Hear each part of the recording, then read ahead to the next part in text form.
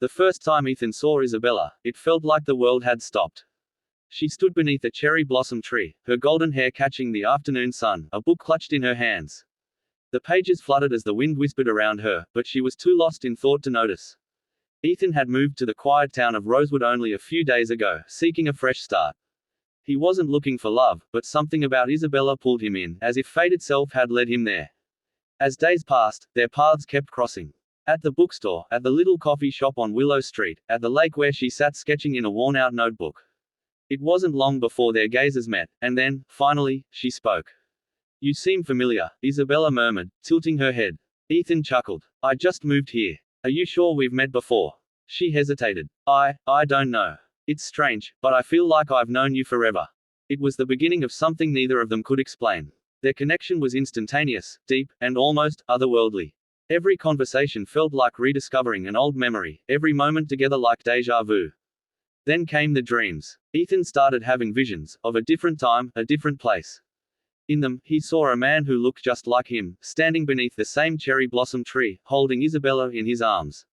But there was something tragic in the air, a sense of loss so powerful it made his heart ache even after waking up. One night, Isabella confessed, "I've been dreaming of you too, Ethan. But in my dreams, we lose each other."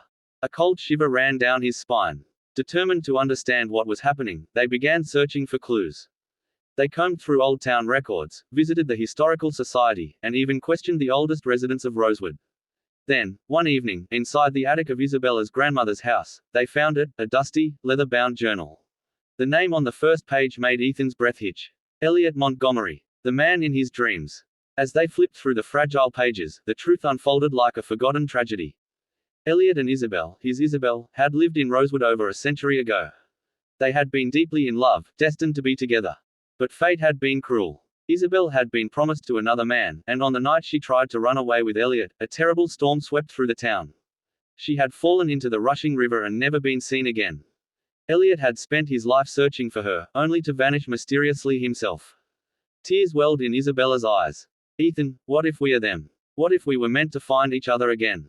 Ethan reached for her trembling hands. "Then this time, I won't lose you." But destiny wasn't done testing them. The following evening, a strange letter arrived at Isabella's doorstep.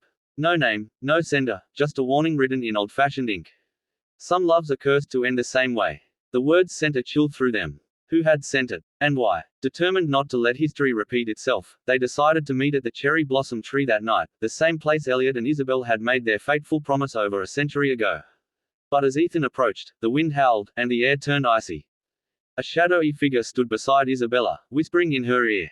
"Isabella!" Ethan called out, his heart pounding. She turned, her face pale with terror. "Ethan, it's him, it's..." Before she could finish, the world seemed to shatter. A ghostly whisper filled the air. "Some things cannot be undone." And then, darkness. When Ethan woke up, he was lying beneath the cherry blossom tree, dawn painting the sky in hues of pink and gold.